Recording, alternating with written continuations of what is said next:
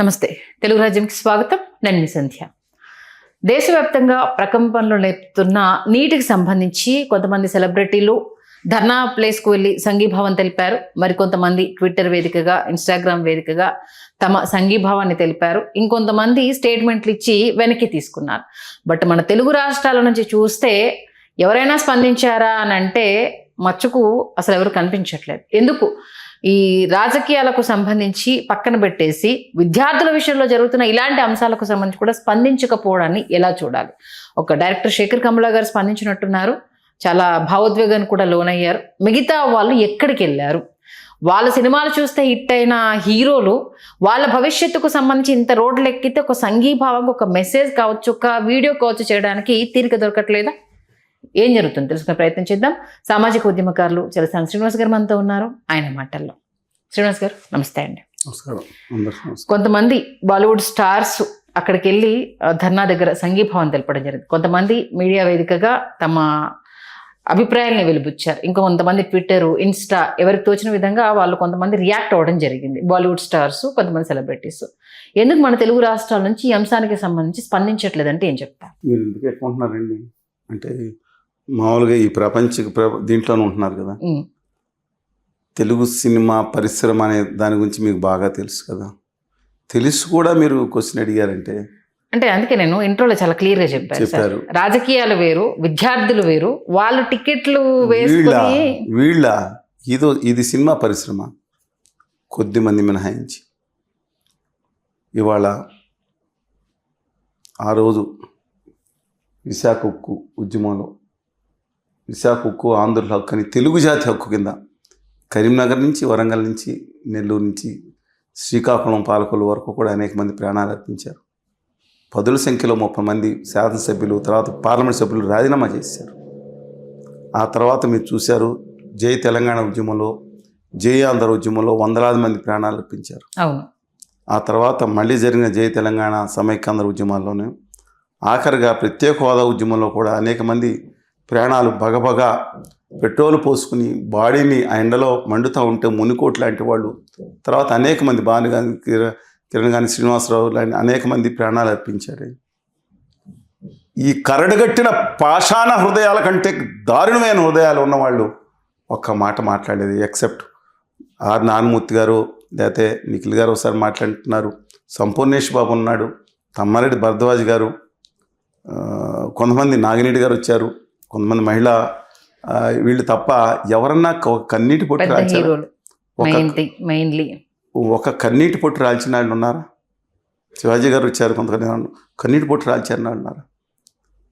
అదే మనిషి చనిపోయిన రోజు షాంపెయిన్ బాటిల్స్తో పార్టీలు చేసుకున్న రోజులు కూడా అంటే దాని గురించి కాదు, కనీసం ఆ రోజు అయ్యో మనం ఇలా జరిగిందే అని చెప్పి కూడా లేదు కదా. వీళ్ళని అడుగుతున్నావా? దెయ్యాలు వేదాలు వదిలించినట్టు అనే పదం కూడా సూటబుల్ కాదు. నేను అందరి గురించి మాట్లాడలేదు. అలాంటిది ఇవాళ వీళ్ళు అక్కడ ఢిల్లీలో జరుగుతుంటే ఇద్దరు మహిళలు సినిమా పరిశ్రమ సంబంధం ఉన్న వాళ్ళు కొంత ఇచ్చేసారు, ధన్యవాదాలు వాళ్ళకి అన్నట్టు. కానీ ఎంత ఇంకో నటుడు అంట, బాల నటుడి నుంచి పెద్ద నటుడే అంట, ఆయన గుండె చెరువైపోయింది. 118 మంది పోలీసు వాళ్ళు గాయపడ్డారు, ఇంత దుర్మార్గమా అని గుండె చెరువైపోయి ఆయన పూర్వం ఉన్న పార్టీ గురించి నీరైపోయింది. ఏమండి, ఒక మహిళల్ని, యువతుల్ని, విద్యార్థుల్ని బట్టలు పట్టుకుని అంత దారుణంగా, అంత అసహ్యంగా వాళ్ళు చేస్తుంటే కళ్ళు కనపడలేదా? మీకు సినిమాలు అనుకున్నారా? ఇంత దుర్మార్గం జరుగుతుంటే మీరు రెండు మాట్లాడండి. నేను మాట్లాడాను ఇందాక ఇంటర్వ్యూలో. పోలీసుల మీద కొంతమంది శక్తులు, దుర్మార్గ శక్తులు, ప్రతి ఉద్యమంలో చేరినట్టే దుర్మార్గ శక్తులు కొంతమంది చేరి రాళ్ళు విసిరారు. కొంతమంది ఆవేశాలు నిజంగా కుర్రాడిస్తుంటారు, మిగతాడు పోలీసులు తిరిగి వాళ్ళ మీద రాళ్ళు విసిరారు. వాళ్ళు చింత విసిరొచ్చండి, పోలీసులు రాళ్ళు విసిరడం అనేక సార్లు సందర్భాలు చూశారు మీరు. వాళ్ళు బయట వ్యక్తులను తీసుకొచ్చి, రౌడీలను తీసుకొచ్చి కొట్టించారండి బాబు బయట వాళ్ళని చెప్పి కళ్ళకి ఇన్ని వీడియోలు వస్తున్నాయే, రక్తం కారేదట్టు హాస్పిటల్లో పడుతున్నారే, అది కనపడలేదా మీకు? వాళ్ళు పోరాడేది పిల్లల భవిష్యత్తు కోసం. మీ పిల్లలందరూ అమెరికాలో చదువుతారు, ప్రధాని గారి పిల్లలు అమెరికాలో చదువుతారు, లేకపోతే ఇంకోళ్ళు అందరూ అక్కడ ఉండి వాళ్ళు సీట్లు కట్టాల్సిన పని లేదు. విద్యార్థులు కావాలంటే 50 కోట్లు కడతారు సీట్ల కోసం, మీకు పర్వాలేదు. 1000 కోట్ల ఆస్తిపరులు మీరందరూ. ఒక కన్నీటి పొట్టు రాల్చడానికి కూడా మీకు ముందుకు రాలేదు. మేము మూవీ ఆర్టిస్ట్ అసోసియేషన్ దగ్గరికి వచ్చాం, మేము మా శివాజీ రాజా గారు అందరితో ఉండగా, అధ్యక్షుడిగా ఉండగా మిగతా అందరితో మాట్లాడాం. కనీసం సంఘం మీరందరూ ఏమైపోయారండి? ఒక మనిషిలో మానవత్వం చచ్చిపోయి ఇవాళ నెత్తి మీద పైశాచికతత్వం చేస్తే అలా చేస్తారు. రెండు వైపులా మాట్లాడాలి. పని నేను అప్పుడు కూడా ఏమన్నాం, ఇవాళ విద్యార్థులు అంత బాధపడుతుంటే మీరు ఒక విధంగా అయినా ఈ సినిమా పరిశ్రమ ఏమండి, తెలంగాణ ఆంధ్ర ఉద్యమాల సమయంలో అనేక మంది చనిపోయిన విషయం మీకు తెలుసు. నేను అర్థం చేసుకోండి, ఎందుకంటే ఫ్యాన్స్ రెండు వైపులా ఫ్యాన్స్ ఉన్నారు. లోపల మనోవేదన. ఒక ఆయన 11 రోజులు అన్నం మానేశారు, అని పక్కన పెట్టుకోండి. ఇవాళ ఈయన కూడా 20 రోజులు అన్నం మానేశారంట. నిన్న పోలీసుల మీద జరిగిన దాడికి చింతన 20 రోజులు అన్నం మానేశారు. జీవితంలో ఇంకోసారి నేను శ్వాస కూడా పీల్చను అన్నాడు ఇంకొక ఆయన. మరి ఆయన యోగి బాలయోగి అయిపోతారేమో. సరే నేను అంటున్నాను, ఎంత బాధగా ఉందంటే అంతమంది చనిపోతే ఒక అర్థం చేసుకున్నారు. ఎందుకంటే ఎటో సైడ్ ఒక సైడ్ తీసుకోలేదు. ఇప్పుడు కొంతమంది నటులు ఒక సైడ్ తీసుకున్నారు. నారాయణమూర్తి గారు నేనేం అన్నాం, సరే అది అనుకున్నాం. కానీ ఆ తర్వాత ప్రత్యేక హోదా కోసం మనుషులు చనిపోతే తెలంగాణలో కూర్చున్న అనేక మంది కూడా వచ్చి సంపూర్ణేష్ బాబు అక్కడికి వచ్చి అరెస్ట్ అయ్యాడే, భరద్వాజ్ అరెస్ట్ అయ్యాడే, కనీసం మీకు నోటమ్మట రాలేదు. కానీ మీకు జల్లికట్టిన హింసాకాండతో కూడిన జంతు హింసాకాండ కూడిన వాళ్ళు పాపం తమిళనాడులో సినిమా నట్లేదు అక్కడ కూర్చుంటే మీకు ఉదయం దంగి కరిగి నీరైపోయి కారిపోయి స్పందించారు. చాలా బాధగా ఉందండి. వీళ్ళు ఈ ఒక్క విషయం గురించి మీరు అడిగారు. నేను అట్లా అనేక విషయాల గురించి మాట్లాడతాను. విశాఖ ఉక్కు కర్మాగారం గురించి అక్కడ జరుగుతుంటే జడ్జింగ్ కార్పొరేషన్లో అక్కడ మనిషి చనిపోతే ఏ రోజన్నా వీళ్ళు మాట్లాడారా? వీళ్ళకి వచ్చే 100 కోట్ల రూపాయల నుంచి 1 కోటి రూపాయలు ఇక ఊరికి దత్త తీసుకుని వీళ్ళు ఇంకోటి అడుగుతున్నాను, వీళ్ళందరూ కూడా 99% మంది, కొంతమంది తీసేసేయండి, వీళ్ళందరూ కూడా ఇంతవరకు ఈ స్టేజ్లో ఉన్నారంటే తెలుగు వాళ్ళు అత్యధికులు 99%. వాళ్ళు యువత బయటకు వచ్చి ఈ స్టేజ్కి వాళ్ళని తీసుకొచ్చారే.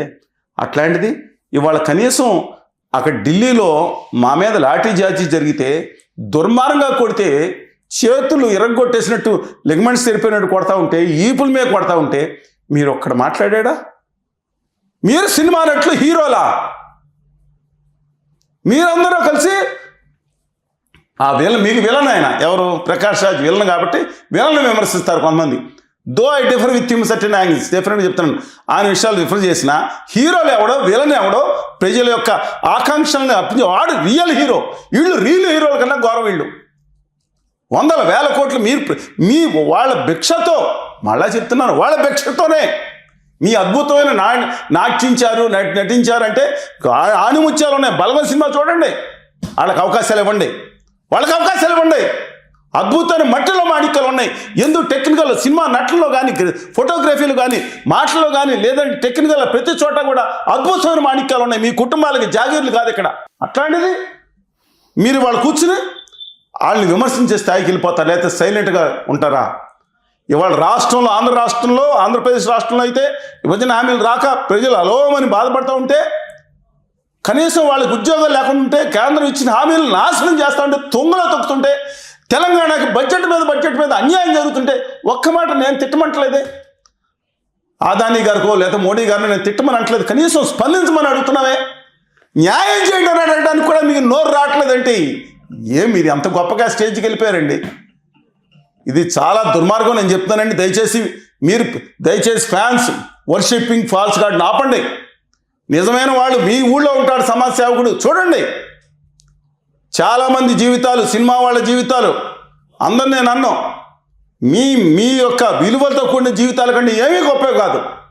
ఫోజులు కోట్ల రూపాయలు సంపాదించుకుని ఇంత దానం చేసి 1,00,000 ఆయనకి ఇచ్చాడు అనగానే అదొక 1 కోటి రూపాయల అడ్వర్టైజ్మెంట్. ఇది వాళ్ళు చేసేది మీ డబ్బులతో. దానికన్నా కింద 10 మందికి అన్నం పెడతాడు. రోజుకి 1000 రూపాయలు తీసుకొచ్చి అతను 2 అన్నం పెట్టి వెళ్తాడు. చూసారా? దండం పెట్టుకోవాలండి. వాళ్ళు మట్టి మనుషులు, మానవత్వం ఉన్న మనుషులు, కానీ వాళ్ళకి పోలిక. అందుకని కమింగ్ బ్యాక్ టు దిస్, అయ్యా ఇవాళ వాళ్ళు పోరాటం చేసేది భవిష్యత్ తరాల కోసం, ఒక మంచి విద్యా సంస్కరణల కోసం, మన రాష్ట్రాల హక్కుల కోసం, దాని మీద పాటుపడుతుంది అని చెప్పి మై హంబుల్ రిక్వెస్ట్. ఆవేశంతో మాట్లాడినా మీరు ఏ రోజు కూడా ఎంతమంది రాలేదో మన ఉద్యమాల్లోకి.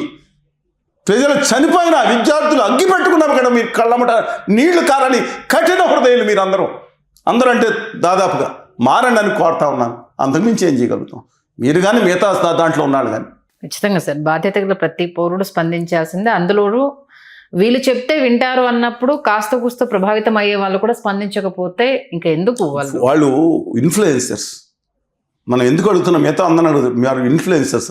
కనీసం ఒక్కళ్ళన్నా మారితే కనుక ఆ ఆవేదనతో ఒక్కళ్ళన్నా మారితే మంచి వాళ్ళు ఉన్నారండి. అంటే మళ్ళీ వాళ్ళు మారితే కొంచెం నేను ఏదో అభిజిత్ దిప్కేకి మద్దతు ఇమ్మని ఆయన మేమే డైరెక్ట్గా మద్దతు, కనీసం ప్రజల కోసం మద్దతు ఇవ్వండి. భావితరాలు ఇక్కడ పారిశ్రామికవేత్తలు 15 లక్షల మంది అవుతారు, మొత్తం గుజరాత్కి దొబ్బుకుపోతున్నారు.